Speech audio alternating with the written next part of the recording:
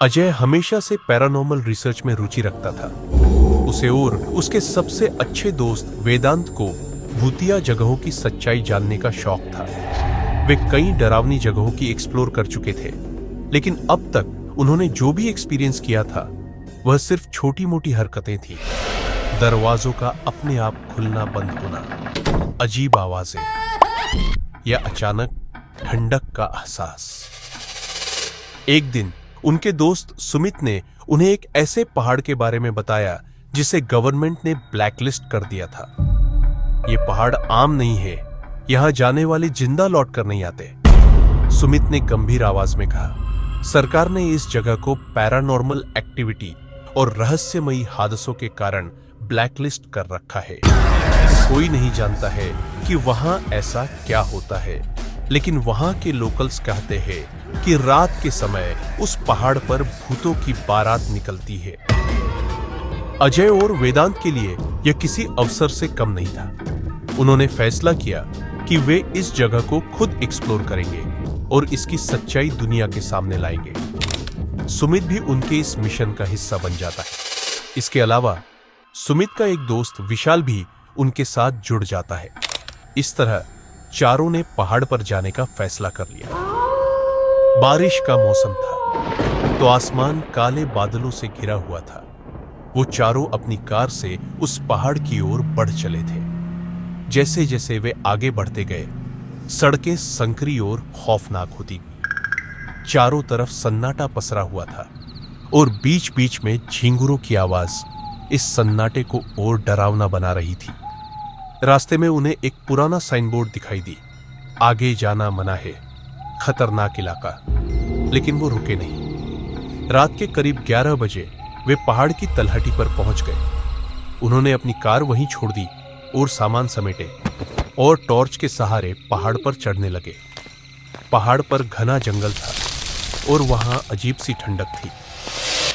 वे जैसे जैसे ऊपर चढ़ते गए, उन्हें महसूस हुआ कि यहां की हवा में कोई भारीपन था। अचानक वेदांत के कदम रुक जाती है।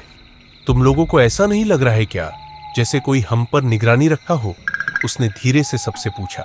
सभी आसपास नजर घुमाते हैं और वेदांत से कहते हैं कि हमें तो ऐसा कुछ नहीं लग रहा और हमारे आसपास कोई भी नहीं है। चलो जल्दी सभी, हमें एक सेफ जगह देख के टेंट भी लगानी है और अपनी मिशन पर भी ध्यान देनी है। वे सभी एक प्लेन और सेफ जगह पर पहुंच के वहीं अपना टेंट बांधते हैं और वहीं रात भर रुकने का फैसला करते हैं। चारों टेंट बांधने के बाद खाना खाते हैं। रात के करीब 2:30 बज रहे होते हैं। तभी सभी को दूर से कहीं शहनाइयों की आवाज सुनाई देती। चारों टेंट के बाहर निकल के देखते हैं कि सामने एक संकीर्ण पहाड़ी रास्ते पर मशालों की रोशनी में सफेद कपड़े पहने हुए लोगों की एक लंबी कतार चल रही होती है। ये एक शादी की बारात की तरह लग रही थी, लेकिन कुछ अजीब था। उनके चेहरे धुंधले थे और उनके पैर जमीन से कुछ इंच ऊपर थे। वे सभी हवा में तैर रहे होते हैं।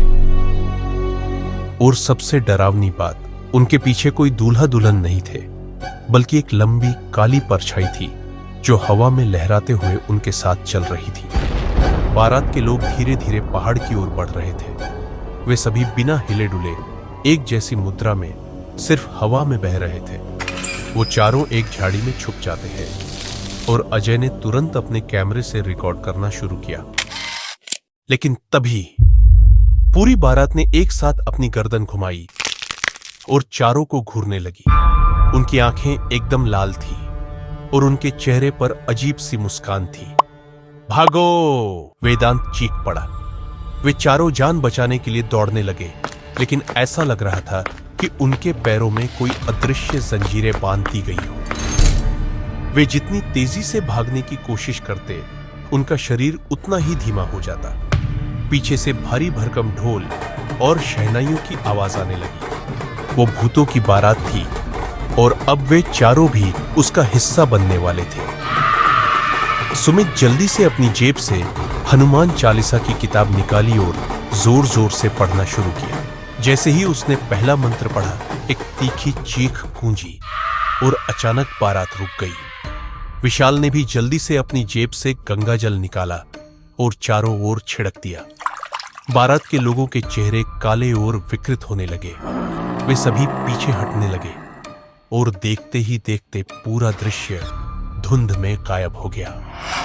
चारों ने अपनी सारी सामान वहीं छोड़ बिना पीछे देखे तेजी से पहाड़ से नीचे की ओर भागना शुरू किया। सुबह के करीब 4 बजे वे अपनी कार तक पहुंचे और वहां से भाग खड़े हुए। रास्ते में किसी ने कुछ नहीं कहा, सिर्फ तेज धड़कनों और डर से कांपते शरीरों की आवाज थी।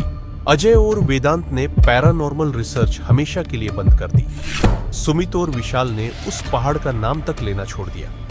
लेकिन एक चीज आज भी रहस्यमयी है, वो बारात आखिर थी क्या? अगर उनके पास समय पर हनुमान चालीसा किताब और गंगाजल नहीं होती तो क्या वो चारों भी उस बारात का हिस्सा बन जाते? यहां तक वीडियो को देखने के लिए आपका बहुत बहुत शुक्रिया।